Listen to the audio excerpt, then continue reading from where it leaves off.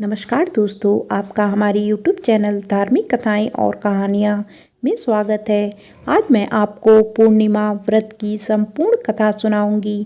अगर आपको यह कथा अच्छी लगी तो आप वीडियो को लाइक, सब्सक्राइब और शेयर जरूर कीजिएगा। आइए सुनते हैं पूर्णिमा व्रत कथा। द्वापर युग में एक समय की बात है कि यशोदा जी ने कृष्ण से कहा, हे कृष्ण, तुम सारी संसार के उत्पन्न करता, पोषण तथा उसके संहार करता हो। आज कोई ऐसा व्रत मुझसे कहो जिसके करने से मृत्युलोक में स्त्रियों को विधवा होने का भय ना रहे तथा यह व्रत सभी मनुष्यों की मनोकामना पूर्ण करने वाला हो। तब श्री कृष्ण कहने लगे, हे माता, तुमने अति सुंदर प्रश्न किया है। मैं तुमसे ऐसे ही व्रत को सविस्तार कहता हूँ। सौभाग्य की प्राप्ति के लिए स्त्रियों को द्वादशीत अर्थात 32 पूर्णिमाओं का व्रत करना चाहिए। इस व्रत को करने से स्त्रियों को सौभाग्य संपत्ति मिलती है। यह व्रत अचल सौभाग्य को देने वाला और भगवान शंकर के प्रति मनुष्य मात्र की भक्ति को बढ़ाने वाला है। यशोदा जी कहने लगी, हे कृष्ण, सर्वप्रथम इस व्रत को मृत्युलोक में किसने किया था, इसके विषय में विस्तार पूर्वक मुझसे कहो। श्री कृष्ण जी कहने लगे कि इस भूमंडल पर एक अत्यंत प्रसिद्ध राजा चंद्रहास से पालित अनेक प्रकार के रत्नों से परिपूर्ण कातिका नाम की एक नगरी थी। वहाँ धनीश्वर नाम का एक ब्राह्मण रहता था और इसकी स्त्री अति सुशील रूपवती थी। दोनों ही उस नगरी में बड़े प्रेम के साथ रहते थे। घर में धन धान्य आदि की कोई कमी नहीं थी। उनको एक बड़ा दुख था, उनके कोई संतान नहीं थी, जिस वजह से वह बहुत दुखी रहते थे। एक दिन एक बड़ा तपस्वी योगी उस नगरी में आया। वह योगी बाकी सभी घरों से भिक्षा मांगकर भोजन किया करता था, लेकिन उस ब्राह्मण के घर से भिक्षा नहीं मांगा करता था। एक दिन योगी गंगा किनारे भिक्षा मांगकर प्रेम पूर्वक खा रहा था कि धनेश्वर ने योगी को यह सब करते देख लिया। सब कार्य किसी प्रकार से देख लिया। अपनी भिक्षा अनादर से दुखी होकर धनेश्वर योगी से बोली, और सभी घरों से भिक्षा लेते हैं परंतु मेरे घर की भिक्षा कभी भी नहीं लेते, इसका कारण क्या है? योगी कहने लगा कि आपके धर्म हमें इस बात की आज्ञा नहीं देता है, क्योंकि अभी आप गृहस्थ जीवन में एक सुख से वंचित हैं। आपके घर संतान होने पर मैं आपके घर से भी भिक्षा स्वीकार कर लूँगा। उन्होंने कहा कि जिसे संतान नहीं है उसके घर से भिक्षा लेने से मेरे भी पतित हो जाने का भय है। धनेश्वर यह सब बात सुनकर बहुत दुखी हुआ और हाथ जोड़कर योगी के पैरों पर गिर पड़ा तथा दुखी मन से कहने लगा कि आप मुझे संतान प्राप्ति के उपाय बताइए। आप सर्वज्ञ हैं, मुझ पर अवश्य ही यह कृपा कीजिए। धन की मेरे घर में कोई कमी नहीं है, लेकिन मैं संतान ना होने के कारण अत्यंत दुखी हूँ। आप मेरे इस दुख का हरण कीजिए। यह सुनकर योगी कहने लगे, तुम चंडी की आराधना करो। घर पहुंचकर उन्होंने यह सारी बात अपनी पत्नी को बताई और खुद वन में चला गया। वन में पहुंचकर उसने चंडी की आराधना की और उपवास किया। चंडी ने 16 दिन उसको सपने में दर्शन दिए और कहा कि हे धनेश्वर, जा, तेरे पुत्र होगा, लेकिन उसकी आयु सिर्फ 16 वर्ष होगी। 16 वर्ष की आयु में ही उसकी मृत्यु हो जाएगी। अगर तुम दोनों स्त्री और पुरुष 32 पूर्णिमाओं का व्रत करोगे तो यह दीर्घ आयु हो जाएगा। जितनी तुम्हारा सामर्थ्य हो उतने आचे के दिए जलाकर शिव जी का पूजन करना, लेकिन पूर्णमासी 32 ही होनी चाहिए। सुबह होते ही तुम्हें इस स्थान के पास एक आम का पेड़ दिखाई देगा। उस पर चढ़कर एक फल तोड़कर अपने घर चले जाना, अपनी स्त्री को इस बारे में बताना।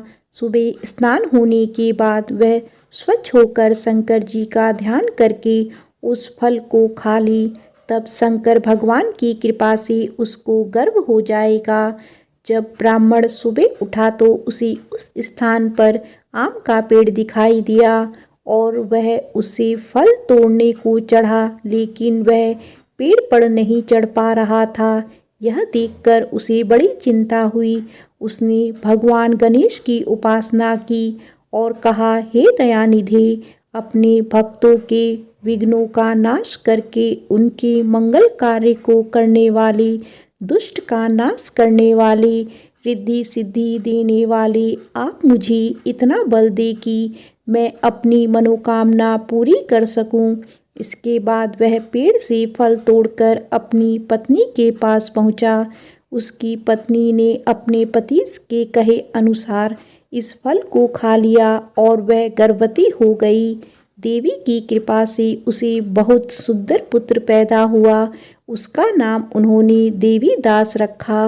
माता पिता के हर्ष और शोक के साथ वह बालक बढ़ने लगा। भगवान की कृपा से बालक बहुत ही सुंदर था, सुशील और पढ़ाई लिखाई में भी बहुत ही निपुण था। दुर्गा जी के कथा अनुसार उसकी माता से 32 पूर्णमासी का व्रत रखा। जैसे ही 16वां वर्ष लगा, दोनों पति पत्नी बहुत दुखी हुए, कहीं उनके पुत्र की मृत्यु ना हो जाए। उन्होंने सोचा कि अगर उनके सामने यह सब हुआ तो वह कैसे देख पाएंगे। तभी उन्होंने देवीदास के मामा को बुलाया और 1 वर्ष के लिए देवीदास को काशी में पढ़ने के लिए भेज दिया। उन्होंने देवीदास के मामा से कहा, 1 वर्ष के बाद इसे वापस लेकर आ जाना। देवीदास अपने माता पिता के साथ एक घोड़े पर सवार होकर चल दिया। उसके मामा को भी यह बात पता नहीं था। दोनों पति पत्नी ने 32 पूर्णमासी का व्रत पूरा किया। दूसरी तरफ मामा और भांजा दोनों रात गुजारने के लिए रास्ते में एक गांव में रुके। उस दिन उस गांव में ब्राह्मण की कन्या का विवाह होने वाला था। जिस धर्मशाला में वर और बारात के बाकी लोग रुके हुए थे, उसी धर्मशाला में देवीदास और उसका मामा ठहर गया। उधर कन्या को तेल आदि चढ़ने के बाद जब लगन का समय आया तो वर की तबीयत खराब हो गई। वर के पिता ने अपने परिवार वालों से विचार विमर्श करके कहा कि यह देवीदास मेरे पुत्र जैसा ही है, मैं इसके साथ लगन करा दूंगा और बाद में बाकी सारे काम मेरे बेटे के साथ पूरे हो जाएंगे। ऐसा कहने के बाद वर के पिता देवीदास को मांगने के लिए उसके मामा के पास गए और उन्हें सारी बात बताई। मामा ने कहा कि कन्यादान में जो कुछ भी मिलेगा वो हमें दे दीजिएगा। वर के पिता ने बात स्वीकार कर ली। इसके बाद देवीदास का विवाह कन्या के साथ संपन्न हो गया। इसके बाद वह अपनी पत्नी के साथ भोजन ना कर सका और मन में विचार करने लगा कि ना जाने यह किसकी पत्नी होगी। यह सोचकर उसकी आंखों में आंसू आ गए। तब वधू ने पूछा कि क्या बात है, आप उदास क्यों हैं। तब उसने सारी बातें पत्नी को बता दी। तब कन्या कहने लगी, यह ब्रह्म विवाद के विपरीत है। आप ही मेरे पति हैं, मैं आपकी ही पत्नी रहूंगी, किसी अन्य की कभी नहीं। तब देवीदास ने कहा, ऐसा मत करिए, क्योंकि मेरी आयु बहुत कम है, मेरे बाद आपका क्या होगा। लेकिन उसकी पत्नी नहीं मानी और बोली, स्वामी आप भोजन कीजिए।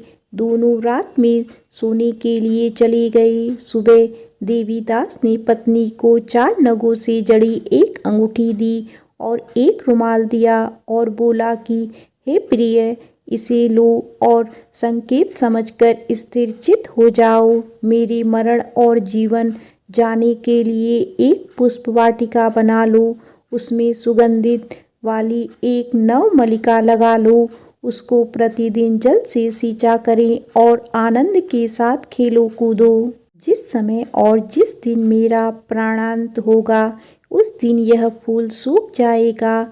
जब यह फिर से हरे हो जाएं तो जान लेना मैं जीवित हूँ। यह समझाकर वह वहाँ से चला गया। इसके बाद जब वह वर और बाकी बाराती मंडप में आए तो कन्या ने उसे देखकर कहा कि ये मेरा पति नहीं है, मेरे पति वह हैं जिनके साथ रात में मेरा विवाह हुआ है। इसके साथ मेरा विवाह नहीं हुआ है। अगर यह वही है तो यह बताए कि मैंने इसको क्या दिया है। साथ ही कन्यादान के समय जो आभूषण मिले उन्हें दिखाए। कन्या की ये सारी बातें सुनकर वह कहने लगा कि मैं यह सब नहीं जानता। इसके बाद सारी बारात भी अपमानित होकर लौट गई। भगवान कृष्ण बोले, हे माता, इस प्रकार देवीदास काशी चला गया। कुछ समय जब बीत गया तो एक सर्प उसको डसने के लिए वहां आया, लेकिन वह उसको काट नहीं पाया क्योंकि उसकी माता ने पहले ही 32 पूर्णमासी का व्रत कर लिया था। इसके बाद खुद काल वहां पहुंचा। भगवान की कृपा से तभी वहां माता पार्वती और भगवान गणेश आ गए। देवीदास को मूर्छित दशा में देखकर माता पार्वती ने भगवान शिव से प्रार्थना की कि महाराज, इस बालक की माता ने पहले ही 32 पूर्णमासी के व्रत कर लिए हैं, आप इसको प्राण दें। भगवान शिव ने माता पार्वती के कहने पर उन्हें प्राण दान दे दिया। उधर उसकी पत्नी उसके काल की प्रतीक्षा कर रही थी। उसकी पत्नी ने जाकर देखा कि पुष्प और पत्र दोनों ही नहीं है तो उसको बहुत आश्चर्य हुआ। और जब उसने देखा कि पुष्प वाटिका फिर से हरी हो गई तो वह समझ गई कि उसका पति जिंदा हो गया है। इसके बाद वह बहुत ही प्रसन्न होकर अपने पिता से कहने लगी कि मेरे पति जीवित हैं, उनको ढूंढिए। जब 16वां वर्ष व्यतीत हो गया तो देवीदास भी अपने मामा के साथ काशी चल दिया। इधर उसकी पत्नी के परिवार वाले उन्हें ढूंढने के लिए ही जा रहे थे कि उन्होंने देखा कि देवीदास और उसका मामा उधर ही आ रहे हैं। उसको देखकर उनके ससुर बहुत प्रसन्न हुए और उसे अपने घर ले आए। वहाँ सारा घर इकट्ठा हो गया और कन्या ने भी उसे पहचान लिया। देवीदास ने इसके बाद अपनी पत्नी और मामा को लेकर वहाँ से चल दिया। उसके ससुर ने भी उसे बहुत धन दहेज दिया। जब वह अपने घर की तरफ चल रहा था तो उसके माता पिता को लोगों ने खबर दी कि तुम्हारा पुत्र देवीदास अपनी पत्नी और मामा के साथ आ रहा है। ऐसा समाचार सुनकर पहले तो उन्हें विश्वास नहीं हुआ, लेकिन जब देवीदास आया और उसने अपने माता पिता के पैर छुए तो देवीदास के माता पिता ने उनका माथा चूमा और दोनों को अपने सीने से लगा लिया। दोनों के आने की खुशी में धनेश्वर ने बहुत दान दक्षिणा ब्राह्मणों को दी।